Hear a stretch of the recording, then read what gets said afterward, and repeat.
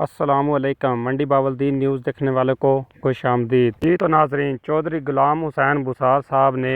حلقہ PP 67 سے election لڑنے کا اعلان کر دیا ہے، جیسا کہ کل ان کے ایک میڈیا ایڈوائزر نے اپنی فیس بک پیج پر بھی اور مختلف اشاروں سے بتایا کہ غلام حسین بسال صاحب جو ہیں وہ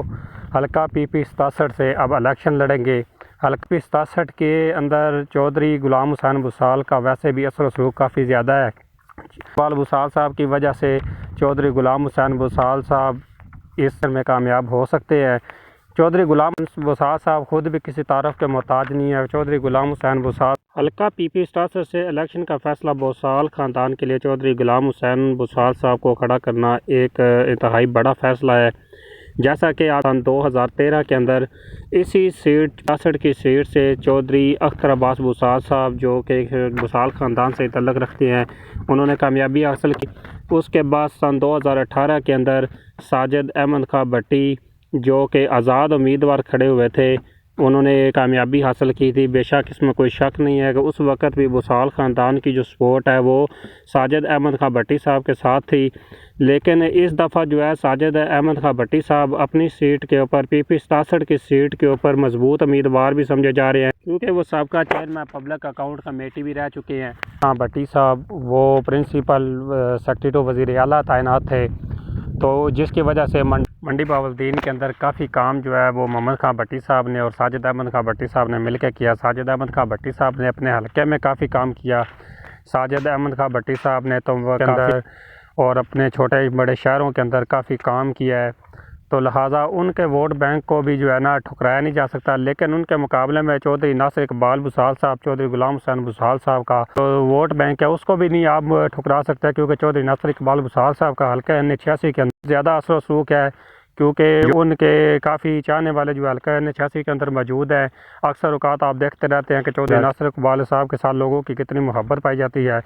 چودھری ناصر اقبال بسال صاحب کے ساتھ محبت جو ہے وہ اسی وجہ سے ہے کہ چودھری ناصر اقبال بسال صاحب جو ہے وہ لوگوں کے ساتھ انتہائی شفقت والا رویہ اختیار کرتے ہیں، انتہائی معتبرانہ شخصیت میں سے بھی ایک ہیں۔ چودھری ناصر اقبال بسال صاحب جو ہے ان کے نے چودھری غلام حسین بسال صاحب کو حلقہ PP 67 سے جو الیکشن میں کھڑا کرنے کا فیصلہ کیا، یہ بھی انتہائی خوش آئند ہے۔ انشاءاللہ تعالی ہم امید کرتے ہیں کہ چودھری غلام حسین بسال صاحب اور چودھری ساجد احمد خاں بھٹی صاحب کے درمیان جو مقابلہ جو انتہائی کڑا ہوگا، ہم امید کرتے ہیں کہ ساجد احمد خاں بھٹی صاحب اور چودھری غلام حسین بسال صاحب جو ہیں یہ ایک سخت مقابلہ کرنے میں جو ہے نا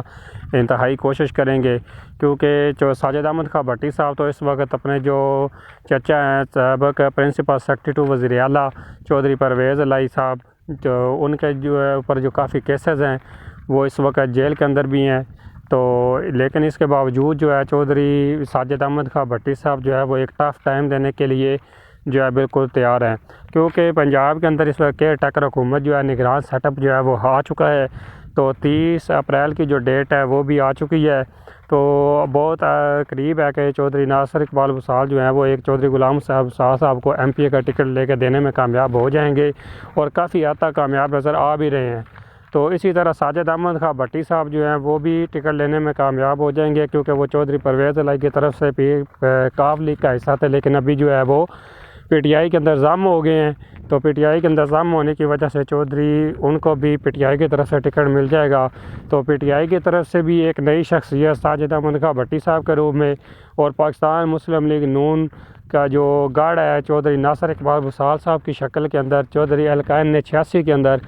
تو ان کی طرف سے چودھری غلام حسین بسال صاحب بھی مقابلے پہ ہوں گے۔ تو دیکھتے ہیں انشاءاللہ تعالی کون جیتا ہے، جو بھی جیتے گا حلقہ PP 67 کی عوام ہے اس کی بھلائی کے لیے اور اس کے اندر کام کرنے کے لیے انتہائی کوشاں رہے گا۔ شکریہ۔